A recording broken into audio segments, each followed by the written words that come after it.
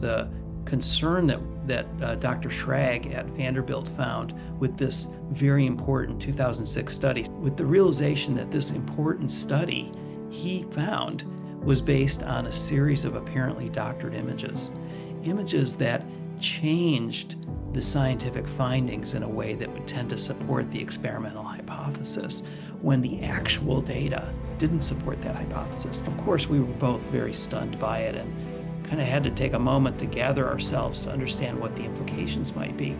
And those implications were that a whole generation, you might say, of Alzheimer's research that had been inspired to a significant degree maybe would be called into question. Well, Charles, such a pleasure to connect with you. I really enjoyed reading your book, and I think it'll be of particular interest to my listeners because neurocognitive disorders, Alzheimer's, are a concern of probably every aging woman, certainly the people and the patients that I interact with. Indeed, it's a society-wide problem, and also it's important to remember that there are millions of women who are caregivers for people who are living with Alzheimer's, and it's a gigantic family burden as well. Yeah, we last year my father passed away, and my brother and I were taking care of my stepmother who had end stage Alzheimer's. And what was interesting to me is being privy to the Alzheimer's care. She was in an incredible facility, but 95% of the people that were there were about 10 people in this unit, were all women. There was one male. And it was interesting interacting with the clinicians and experts that worked with the patients, and they would say, it is largely, at least from our perspective, largely a women's related disease because women tend to live a bit longer. It's like if you live long enough, you're certainly at greater likelihood of developing neurocognitive decline. Yeah, there's no question about that. My own mother, who died a few years ago, died with Alzheimer's, and I'm keenly aware of the kind of struggles that families go through, particularly with moms and grandmothers. Yeah, absolutely. So to give listeners some context, let's talk about, 1974, the National Institute of Aging mentions here that Alzheimer's is the primary cause of dementia. And so, from that point, there's been this kind of working hypothesis around what is driving escalating rates of Alzheimer's. And I know that we'll get into the research and some of the fraudulent research that has been brought to light, but let's give us some context of what the last 40 to 50 years have been like in terms of looking at Alzheimer's from a perspective of better understanding where it stems from and research dollars that are being supported to determine what's going on. Sure. So actually, if you don't mind, Cynthia, let me just very briefly bring us back to the very beginning. Beginning, you might say, when the disease was first characterized. And this was back in 1906 by the namesake of the disease, a German scientist, Alzheimer. And he was treating a patient who had very serious dementia symptoms. And after she died, he also was a pathologist and he examined her brain tissue and he found the characteristic signs of what we've been described as the characteristic signs of Alzheimer's disease. These are the so-called amyloid plaques, sticky plaques, and the tau tangles. So plaques and tangles. The tangles are kind of look a bit like tangled string within nerve cells, within the neurons of the brain, and the plaques are outside the neurons and they can accumulate and become kind of patches on the inside the brain. And what Alzheimer's did is he said this is a new disease that's characterized by these three characteristics: plaques, tangles, and dementia. And the neuroscience experts and the neurologists of the time thought, very interesting. We'll keep our eyes on it. But for simple demographic reasons, it really wasn't much of a societal problem because there just weren't that many people living to the ages of the 70s, 80s, 90s, where the symptoms of Alzheimer's are much more prevalent. And consequently, it wasn't until the 50s and 60s and 70s when the advent of really effective vaccines, antibiotics, treatments for heart disease, cancer, diabetes, all of these important medical advances greatly extended lifespans. And as a result, suddenly the population of older people was burgeoning, and many, many more people were coming down with the symptoms of dementia.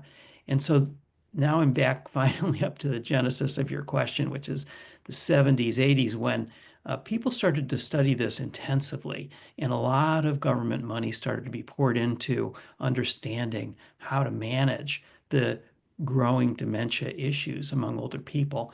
And it was actually, for a long time, it was really beginning to be understood that amyloid plaques might play an important role in this process because they were found so often in the brain tissue of deceased Alzheimer's patients. Um, there's contradictions to that idea too, which we can get into later, but let me just say briefly that a hypothesis was developed that became very, very influential in the field, something called the amyloid cascade hypothesis. And it's pretty simple to understand. It says that the accumulation of amyloid proteins in the brain leads to a cascade of biochemical effects that eventually causes cell death and dementia symptoms. And this was an elegant, pretty simple, and straightforward way of understanding the progression of the disease that really captured the imagination of the medical and scientific communities and became the dominant way of looking at Alzheimer's disease. Okay, so that was in the early 90s. So then there was a period of intensive drug development. So the way in which doctors and medical scientists and drug companies all thought was the best way to approach this was to develop drugs that would essentially flush the amyloid proteins out of the brain so that if these were the cause of Alzheimer's, if these were resulting in cell death and dementia symptoms, it's logical to think that their removal would either arrest or reverse the symptoms of Alzheimer's disease. And what happened is that a bunch of different drugs were developed and tested in people over a period of I'd say more than 10 years. And by the early 2000s, there was a lot of discouragement leaking into medical science about these drugs because while they were becoming very effective in removing amyloid from the brain, they were very ineffective at halting or reversing the dementia symptoms. That was the whole point of the process. And in addition, some of these drugs were becoming quite dangerous. They could result in side effects that could at times even be deadly. And consequently, there was a bit of discouragement that had leaked into the entire biomedical field associated with Alzheimer's disease. So that's where we get to sort of, in a way, the genesis of what was kind of the trigger for me writing my book, Doctored. I could get into that story now if you think it's the right timing for it. No, I think it would be great because, again, it gives some context to this kind of burgeoning process and this focus on amyloid as being the primary driver of Alzheimer's. Indeed. And so the way I started to become interested in this is that I became connected through mutual contacts with a scientist at Vanderbilt University in Nashville, a guy by the name of Matthew Schrag.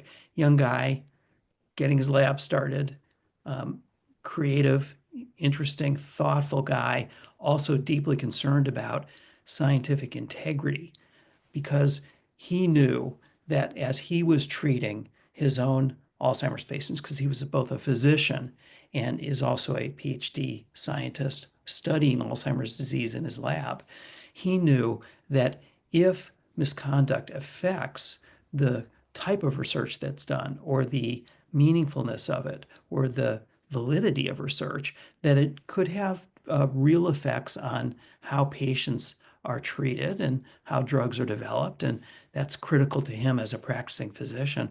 And so he became very skilled at looking at scientific images, not just to understand what they meant in Alzheimer's studies, but also to understand whether they perhaps had been inappropriately altered.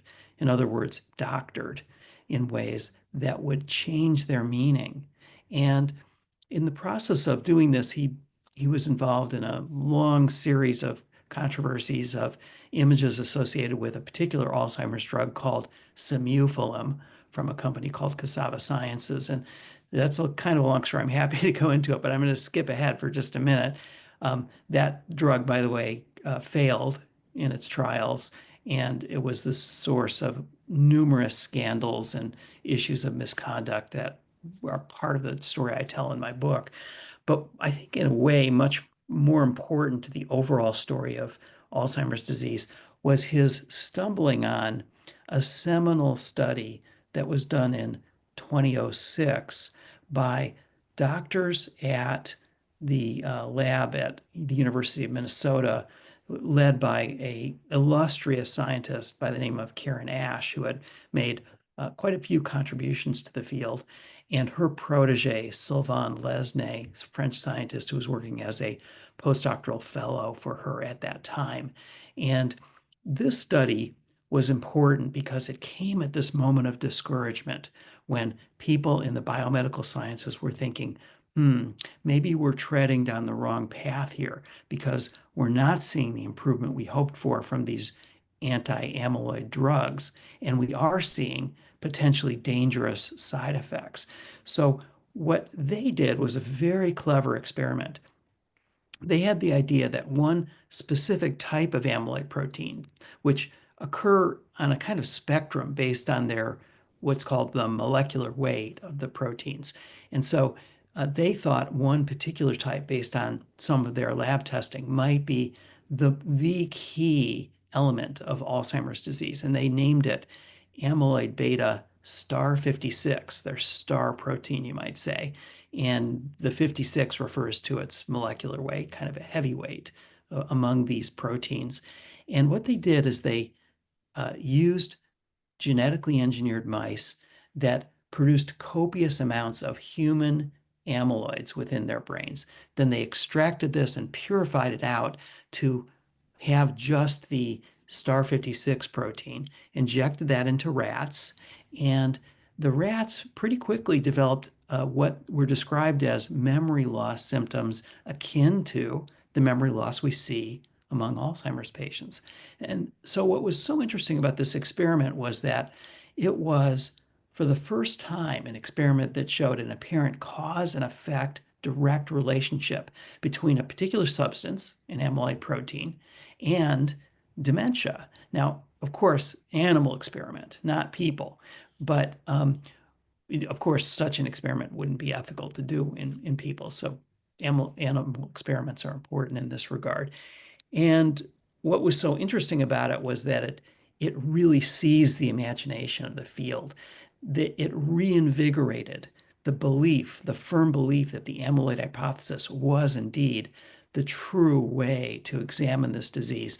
But maybe we hadn't been looking at the right type of amyloid protein, or we hadn't been taking the right specific approach for a drug that would attack that protein. And so this resulted in literally billions of dollars of new funding for a specific slant on the amyloid hypothesis involving this kind of heavyweight type of protein called oligomer amyloid proteins. And that refers to proteins that are soluble in the fluid that bathes the brain, rather than the sticky plaques that form these kind of rigid formations within the brain. So the idea was that the plaques might themselves be a problem, but these soluble forms of amyloid were also a serious problem.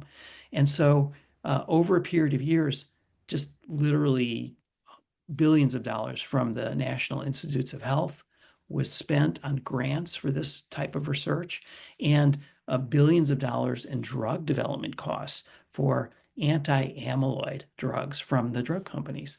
And so that got us up to this period in the late teens and early 20s where we really are at the cusp of drugs that finally made it to market. And that was kind of a critical juncture as well. Just to give listeners some perspective, the NIH is the largest biomedical researcher funder in the world, or at least at the time this book was written, and 10% of that research money goes into Alzheimer's research. So to give you a sense of the scope of I think it was $37 billion in grants were awarded in 2022. So to give you an idea, like how much money is being invested to try to determine what is the primary etiology of why Alzheimer's is developed. And so what I found really interesting that stood out to me is this tremendous conflict of interest that's ongoing between the FDA, the NIH, corporate interests influencing not only policies but also decisions. But the seminal paper that was done in 2006 kind of being the primary driver for pushing that amyloid hypothesis in lieu of other what I would describe as emerging potential etiologies. And you do kind of touch on some of these. Can we talk a little bit about some of the things that were really, I don't want to use the word suppress, but maybe that is the right way to describe it. Some of the other potential etiologies that were kind of being brought up, but the research dollars weren't being invested into investigating anything beyond the amyloid hypothesis. Yeah, sure. I'm happy to do that. Let me just say contextually, science is vast. And when you're spending billions of dollars, literally, of federal funds on Alzheimer's research, it wasn't that they were just funding amyloid research. There were other things funded. I think the issue that you're referring to, um, which is an extremely important one and one that I describe in detail in my book, is that when there is a very dominant way of looking at a disease, when the institutional authorities of science, and by that I mean the primary funder, NIH, the regulator, FDA, the scholarly journals that are the gatekeepers of knowledge, and the universities that are the sponsors of all of this important work, when all four of those important institutional entities are working in a sense in lockstep in supporting this dominant way of looking at the disease, notwithstanding some other studies that are still being done to a far lesser degree of emphasis, then what you have is a situation where ideas can be crowded out. They can be starved for funding. And because an idea can be quite dominant, if you have illustrious, important figures in the field who are completely convinced that that is the way to go, then it can be hazardous to one's career as a young scientist to propose alternate methods of looking at this problem and to have their innovative ideas well supported. Now, it doesn't mean they were completely crowded out. It just means that it gets harder, a lot harder. And the progress on those ways of looking at Alzheimer's was much slower than it was for the amyloid approach.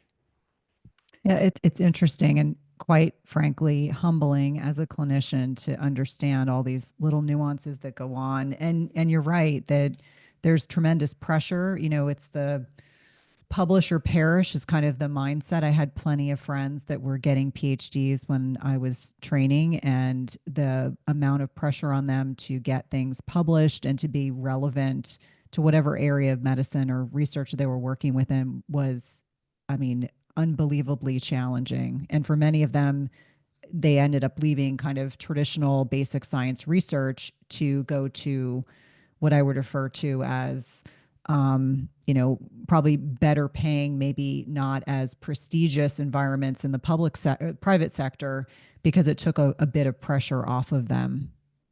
Sure, that's a very important point. I mean, I think we can talk about this maybe more in a bit after we get into some of the concerns about Alzheimer's research that emerged in the course of my research for the book.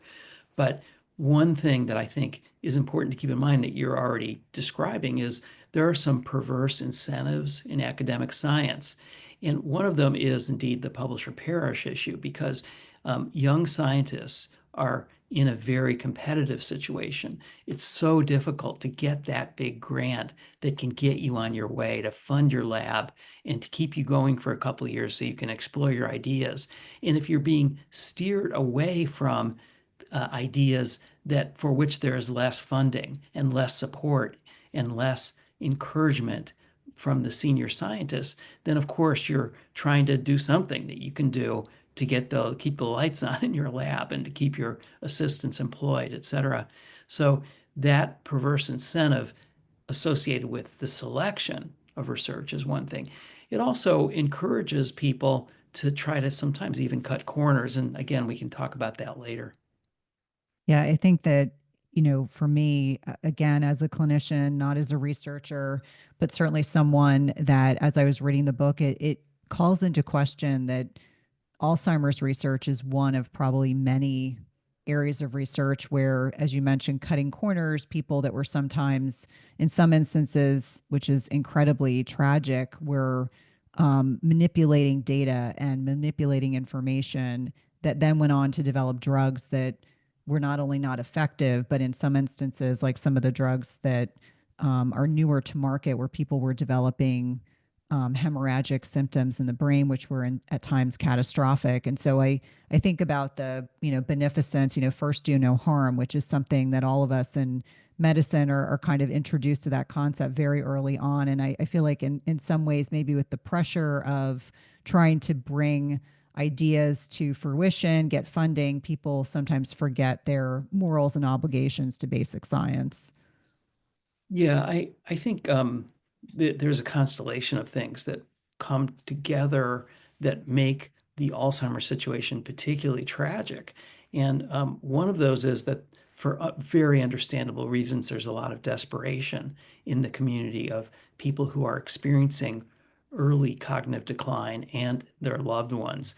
And that desperation leads people to make choices that, are based on very limited options. And for some people, even a choice that has limited benefit, if any, and also has some potential very dangerous hazards associated with it, is a choice they're willing to make. And personally, I don't criticize those choices. That's a personal choice people make with their family and their physician. And it's understandable to me that some people would choose to do anything they can. That said, you're absolutely right that it's tragic that those are the options that are being pursued most aggressively right now, notwithstanding the many years of evidence that their benefits have been at best disappointing.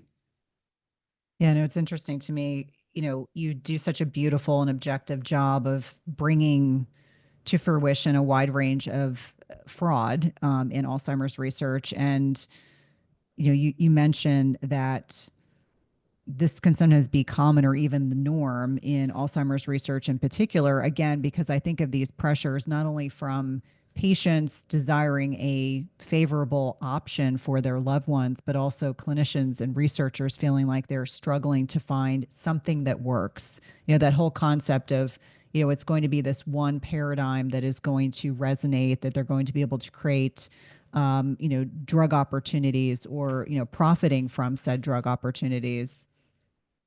Yeah, that's absolutely right. And well, maybe this would be a good time to introduce the concern that Dr. Schrag at Vanderbilt found with this very important 2006 study. So, just to be clear about what this study was, it was again this one where they injected rats with this particular amyloid protein and described a so-called cause and effect relationship between the protein and symptoms that are similar to Alzheimer's.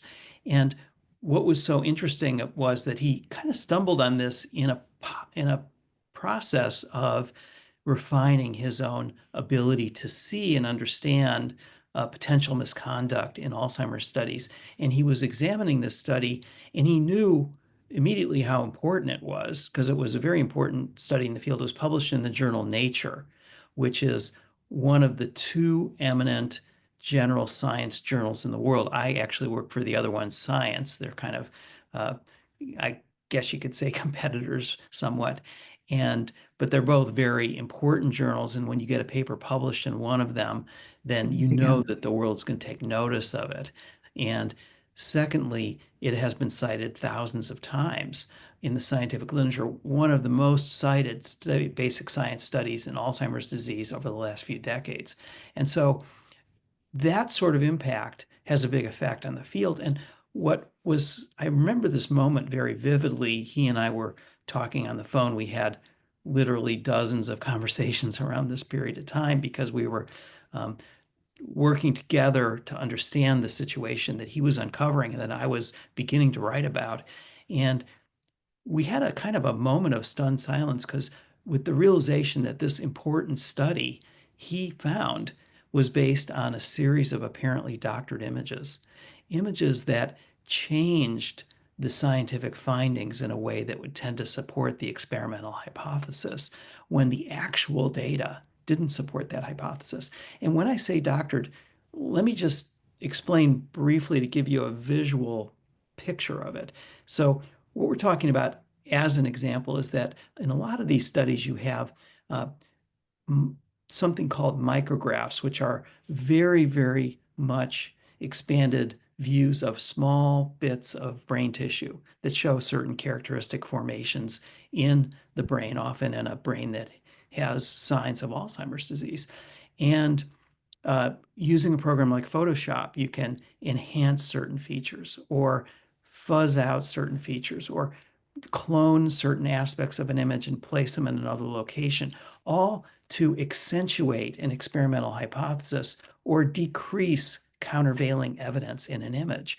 There's also another kind of image that shows the amount and presence of certain proteins. Again, this is very important in Alzheimer's because what you're doing is looking at the availability of proteins and what their potential impact might be on a brain.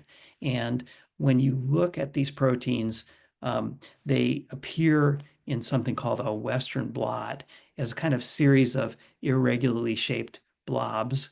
And but they're very easily manipulated in digital tools to move them around or change their characteristics, make them lighter or darker, to do things that would again accentuate or diminish certain effects to support an experimental hypothesis.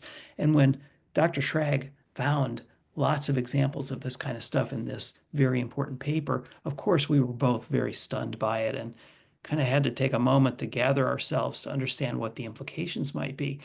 And those implications were that a whole generation, you might say, of Alzheimer's research that had been inspired to a significant degree, not by this one study, but by this study and some others, maybe would be called into question. And given that the history through that point is not one of success of developing drugs that arrested or reversed the symptoms of the disease, but the very best that could be done was to find drugs that showed signs of very minutely slowing the progression of Alzheimer's disease. In other words, patients would still be suffering from continuing worsening cognitive decline, but at a slightly slower rate, with the risk of potentially deadly side effects in the mix.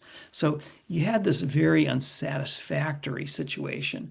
And when Schrag found this evidence of image doctoring, it made me realize that I needed to look more deeply into this whole subject and to understand better whether this was a pattern of behavior within the field that could have a broader, bigger question about the way in which Alzheimer's research had been conducted and what did that really mean going forward in the field. And that sort of got me on the path of looking at all of these matters very carefully and broadening my journalistic look at it to thousands of studies by many, many dozens of researchers, including some other very important people in the field. As a science writer, what was that like for you when you kind of stumbled upon the realization that this is a significant breach in ethics and the implications are quite vast and broad? I would imagine it was probably terrifying to realize that the implications, maybe at the time you may not have realized it, but as the book came together, the realization that a great deal of what we know about Alzheimer's disease stems from these kind of sentinel papers. Yeah. I guess I could say it was, I mean, personally, the effects were multiple. I was kind of humbling to see this, also a bit scary. And at the same time, of course, as an investigative reporter, this is what I do and what I live for, in a sense, is to find out potentially important information and to try to describe it in an understandable way to a large audience. And that was sort of my goal, is to be able to have a beneficial effect on the thinking in the field, which was really what it was all about. Um, I wanted to just take one step back, if I could, briefly, and just to say that um, my observation and studies that have been done about the falsification of data and information in research has shown over and over again that even though it's a big problem in Alzheimer's research, and it's also present in virtually all scientific fields, and let's face it, in every walk of life. And it's scientists, plumbers, lawyers, even journalists. I mean, there's always people who are willing to cut corners, even engage in corrupt methods in order to be self-serving or to benefit certain ideas. And um, the issue really is not that it's the predominant way of operating. I'd say it's just a tiny percentage of all physicians, of all scientists are engaging in inappropriate doctoring of images or other kinds of misconduct. But strategically uh, placed in a position where it has influence, even this relatively small number of problematic studies can have wide-ranging influence. It can steer ideas in a wrong direction. It can cause people to develop confidence in certain ways of looking at a problem that aren't based on solid evidence. And um, so, why is it particularly a problem in Alzheimer's disease? Well, really, it's because even though you see the same sorts of problems crop up in research on heart disease or diabetes or cancer, it's very clear that these things do happen in those areas. Fortunately, we have really excellent developments in those diseases that have saved lives, that have increased lifespans, that are imperfect at times, but have been very beneficial to people. Not so really for Alzheimer's disease. It's particularly tragic because there has never been a really good treatment that has had a significant effect of arresting or reversing the cognitive decline that is so tragic. And consequently, when you see these falsifications, when you see this kind of misconduct, it's particularly harmful and devastating to, I think, the research community and to patients as well. There's an interesting quote in the book. It says, "You can cheat to get a paper, a degree, get a grant, but you can't cheat to cure a disease. Biology doesn't care." It was one of the quotes that I pulled out, and I thought this sums up the book beautifully, that, this is this kind of prevailing message. There are no shortcuts. No, they're not. And, I think it addresses something that's very important in science to understand. And you'll hear people saying this all the time, which is that science is self-correcting. And ultimately, that's true for the reasons that you just said in that quote by Matthew Schrag. Um, Science is self-correcting because if it doesn't work, it doesn't work. Um, but you have to understand that certain ideas, scientific ideas, once embedded in the scientific culture, once they gained prevalence, and once an enormous amount of money and careers and reputations are staked on their veracity, even if they're wrong, it can take a very long time to reverse that incorrect thinking. And consequently, even though science will eventually self-correct, lots of harm can be done from incorrect ideas and their terrible effects for years and years. It was interesting when I was reading the book. I think Karen Ash's interaction with you when her lab had been downsized and she was feeling probably in many ways like she perhaps was kind of processing what had gone on in terms of that sentinel paper, and then the work that she had done with Sylvain Lesny and what it had led to. Did you feel like there was remorse, or was there did she fully understand the impact of that paper and the doctored information, or did you feel like she was not in a position to be able to accept some responsibility for what had transpired? Yeah, that's a terrific question because for me, it was um, really quite a moving and difficult uh, kind of experience as a reporter. I went and visited her in her lab for a couple of days, and I had been trying to get an interview with her for a couple of years. but she finally agreed to one, which I'm very grateful for. And I credit her with being willing to talk with me after I had already written. This is before the book was published, but after I had already written articles that had been challenged her work in really significant ways. And as you mentioned, resulted in her losing a lot of funding because the information in the articles that I wrote was not just incontrovertible, but it was believed by funders, other scientists, the scientific research community. That paper, by the way, was ultimately retracted. And so the scene you're describing was one where I have to say that I had a lot of sympathy for her because I think the evidence that I've seen strongly suggests that uh, her protege, Sylvain Lesné, was at the heart of the problems associated with image doctoring. And now he denies this, but the evidence is very strong to suggest that he was involved in that. And ultimately, he was forced out of the University of Minnesota. He resigned his post actually just a few months ago, and he uh, he was working for her. If you could say that she was responsible, it was really for being complacent Mhm. about under her roof, under her funding, permitting an egregious act, series of egregious acts of image doctoring that had very important and deleterious effects on the field. And so I would say that my experience of her was that she was in some denial about the whole thing, about the importance of it. And she blamed me for her downfall.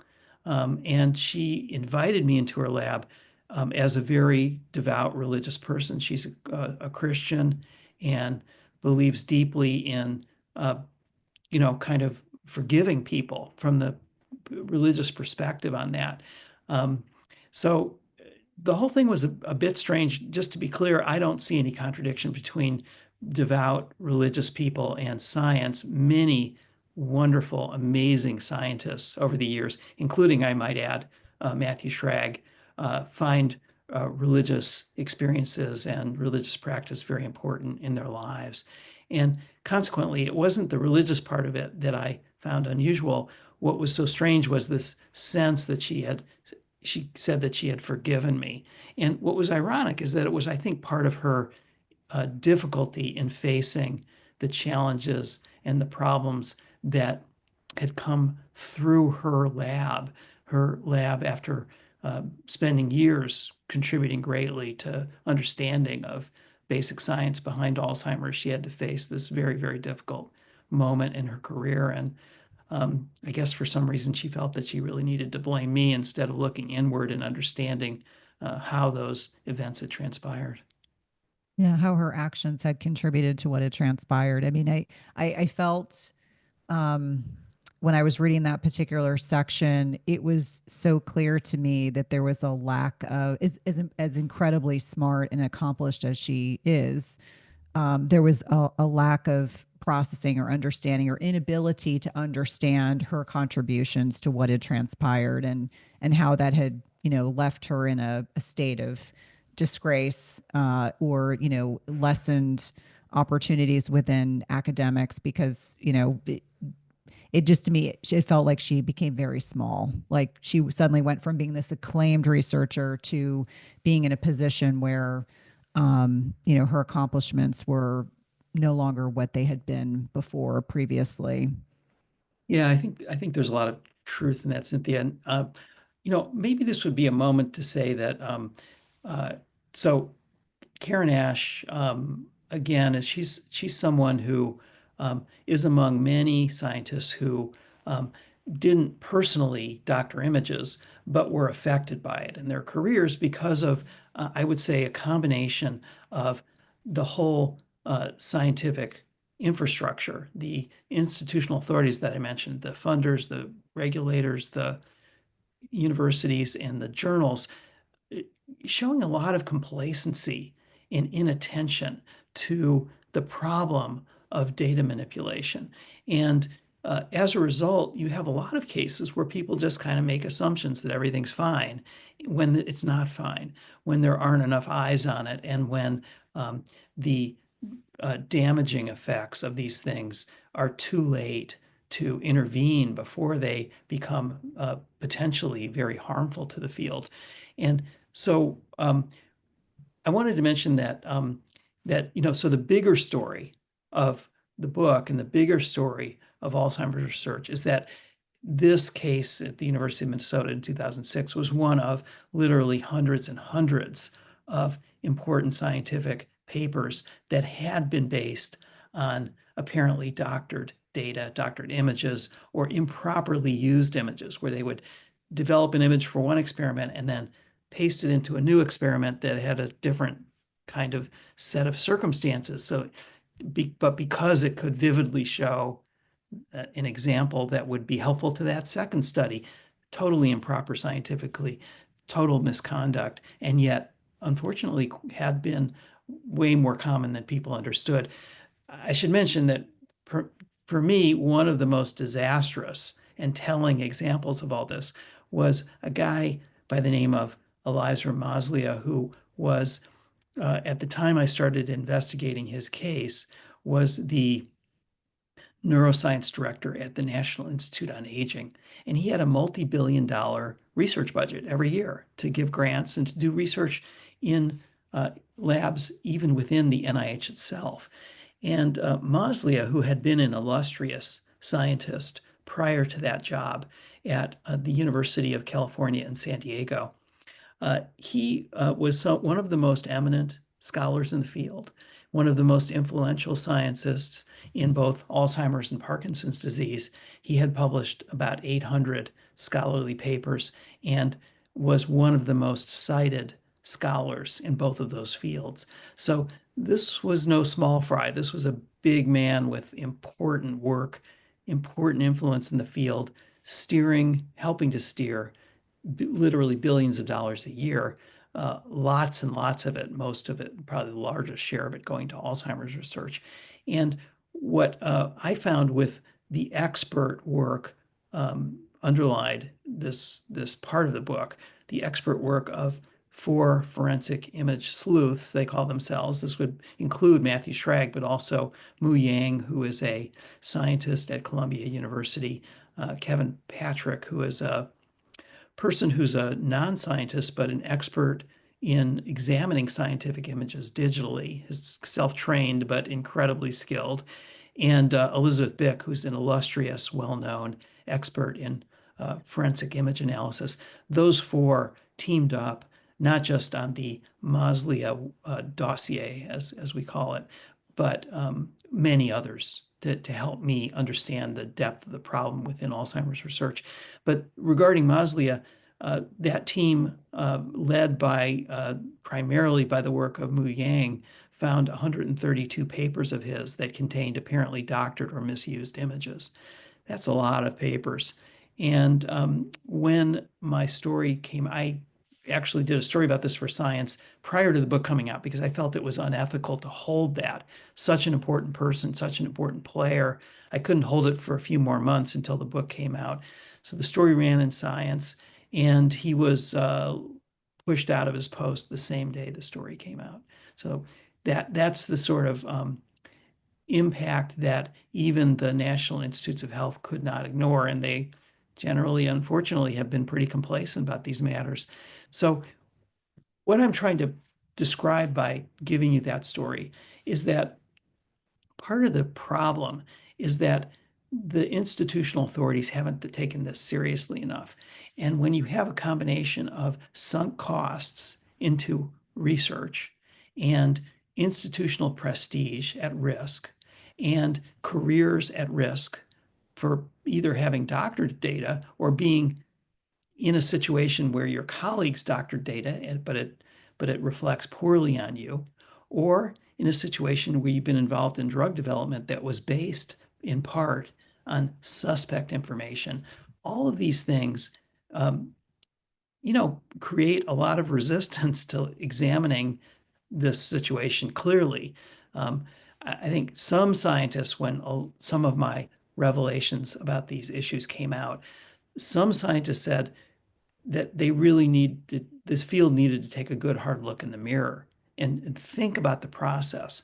And others have been very critical of me and the book. And I want to acknowledge that criticism, that these are people who disagree strongly and feel very much committed, in particular, to the benefits of pursuing the amyloid hypothesis as crucial to solving the problem of Alzheimer's disease. Um, I want to say that in my opinion, people should read the book if they're interested in the controversy. There's ways to find out about it, but read the book and draw your own conclusions and see that I have provided really detailed source notes. You can check my sources if you want. Make up your own mind about the veracity of the findings of the book. But the point I'm trying to make here is that people who have been critical, some of them are people I respect greatly who have contributed to the field. I think, unfortunately, though, in a lot of cases, they're not describing the book accurately. They're engaging in what are called straw man arguments. So they're criticizing they're mischaracterizing the book and then criticizing the mischaracterization. And my view is that the field needs to examine these things closely, that the amyloid hypothesis and amyloid proteins are clearly related to Alzheimer's disease. And nothing in my book suggests otherwise. But what my book does suggest is that taking a more broad-minded look at the disease and being self-critical in understanding where things might have gotten off the rails and where the emphasis on one way of looking at the disease may have proved to be deleterious to understanding better how to cure Alzheimer's ultimately, or at least arrest the symptoms. Those are things that I think the field needs to show a little bit more humility in. The leading scientists really need to show that they can take those things to heart.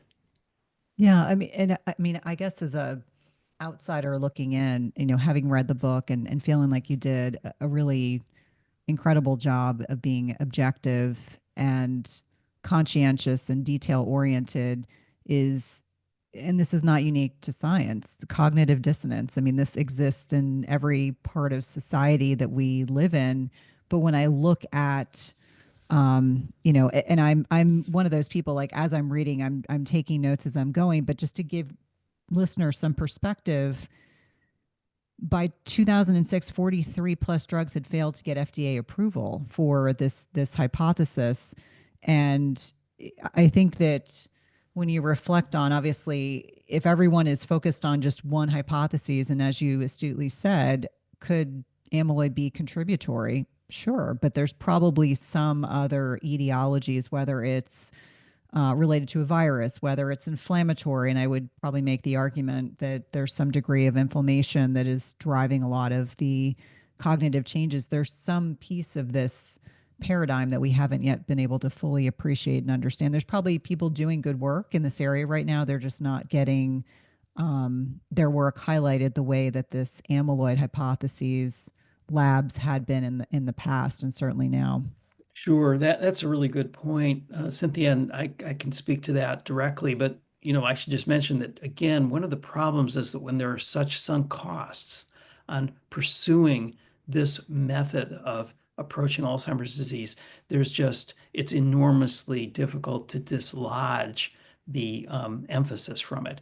But let me just address the other alternative ideas specifically. So again, these are unproven, and it means that they're being looked at. And I think it's important that these additional ideas be given enough time and attention to see whether they might be fruitful. This is the natural way in which scientific discovery has to proceed. But some of the ones that I'm very encouraged and interested in, one is the uh, infection hypothesis of Alzheimer's disease, where it's possible that latent viral infections might have a role to play or be important in the cognitive decline associated with Alzheimer's. Let me just give you an example. One is herpes virus, which listeners I'm sure know can cause cold sores that eventually resolve. And people think, okay, thank goodness I'm done with that.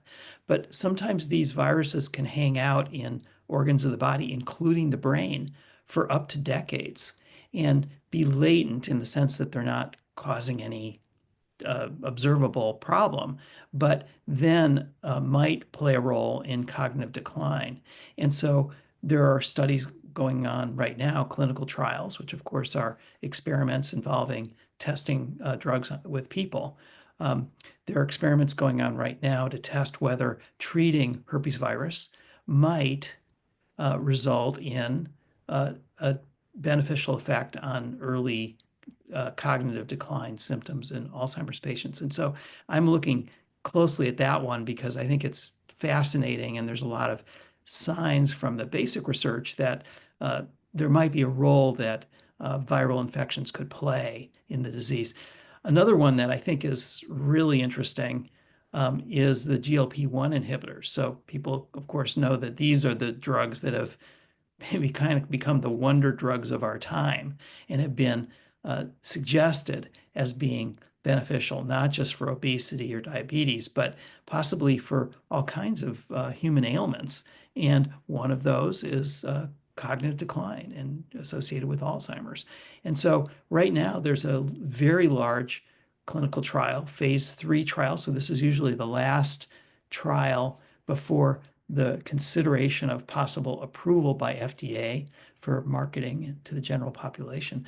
There's a trial going on to see if these GLP-1 inhibitors might have a beneficial effect on early stage cognitive decline. And so to me, this is a drug that's already shown anecdotally to have possible evidence of benefit.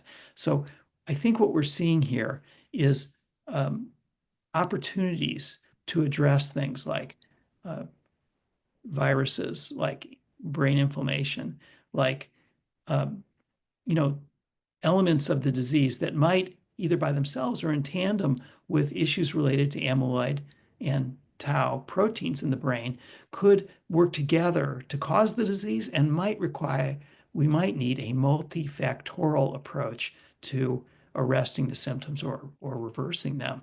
The other thing I wanted to mention, and I know that your audience is interested in this, it's that people should really remember that we have agency in our lives, even when it comes to a terrible and terrifying disease like Alzheimer's disease.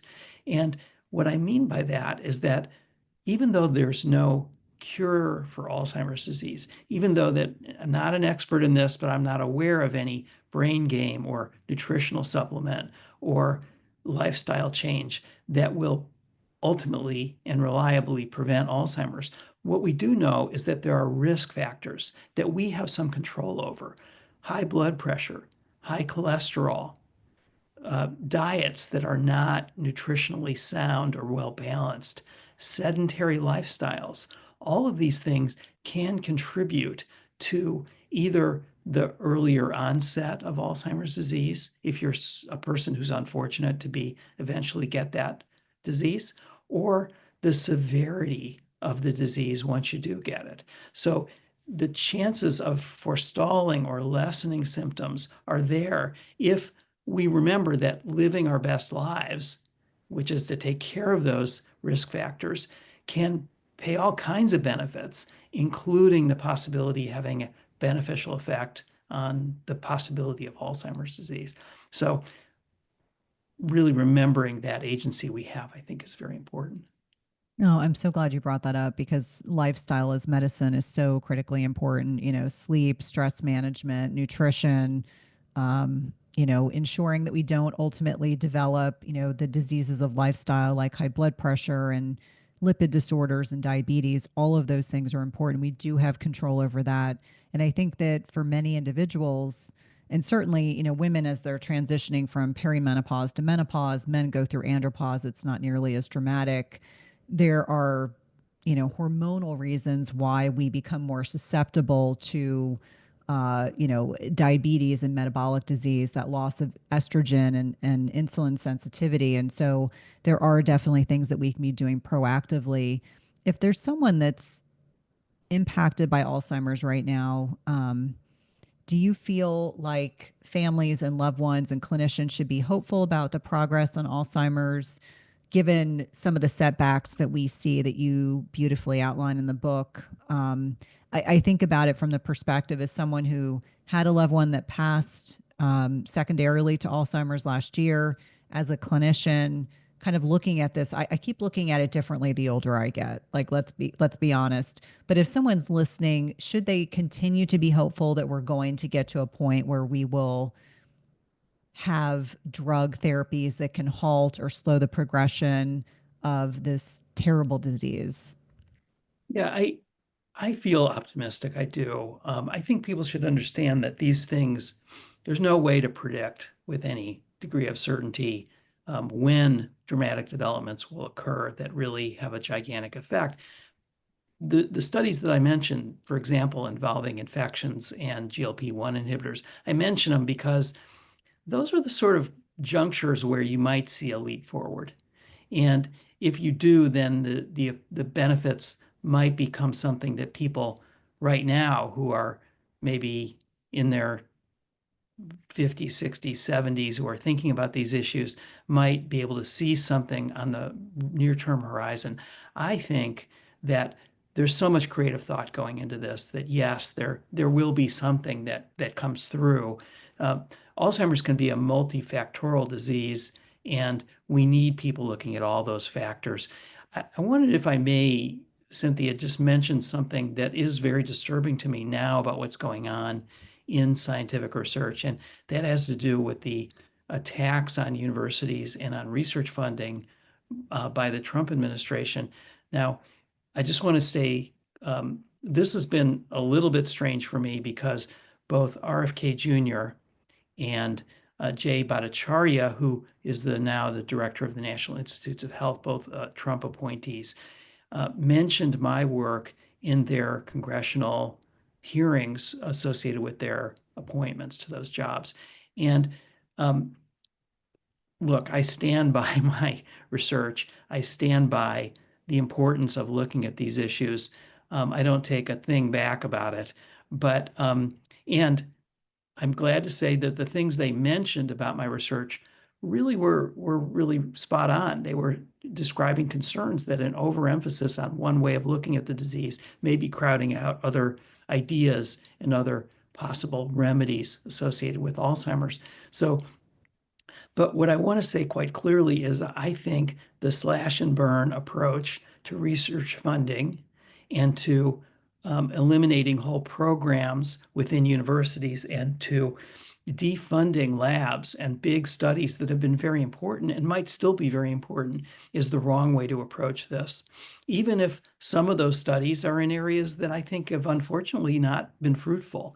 I think it's really important that the scientific community take a good hard look in the mirror and be honest and less complacent about their activities. But that doesn't mean that the funding should be cut in a haphazard way. I think it's extremely harmful, and I disagree with it completely. Um, I might add that as a citizen and as all of us as people who might be patients or who are taxpayers, we have the right and obligation to ask these institutional authorities to up their games, to get better at what they do, to be able to detect misconduct within scientific research, and to try to reverse the possible effects of that on the understanding of diseases. It's very important that we insist that they do better, but insisting that they do better doesn't mean pulling apart their institutional memory and cutting their funding to the point where they can't do their work effectively or eliminating whole programs. So these things are not in conflict, but we need to be careful how we go about it. No, I think you bring up excellent points. I mean, that continuity is important. I have several friends whose children are entering into doctoral programs this fall, and several of them have been impacted. Their funding has been impacted. And for listeners, if they're not aware, that most doctoral positions, they're funded by a university or by a grant. And so withdrawing funding impacts, not just existing research, it impacts young scientists and young people's opportunities to be able to look at some of these problems, not just Alzheimer's, but many other, important issues. So thank you for bringing that to listeners' attention. Thank you for the book and the work that you do. I have so much respect and admiration for science writers. You are the super sleuths, and the work that you do is so necessary and needed. Please let listeners know how to connect with you outside of this podcast, how to get access to your books and learn more about your work. Sure. And thank you so much, Cynthia. Listeners can always find out much more about the book and how to contact me at my website, which is charlespiller.com. And it's all up there. You can read reviews and see what other people are saying about the book, and find out more information and how to reach out to me via email or other methods. Thank you so much for your time today. Hey, if you like this video, you guys are going to love this video, and I'll see you there. We make almost all of our fat cells during childhood and puberty. And then once we finish puberty, we're done. That number of fat cells, in most people, there are some people who are an exception to this, and that's about 15% of people who are in the obese category. But most people reach a limit, and that's their fat cell number essentially for adulthood.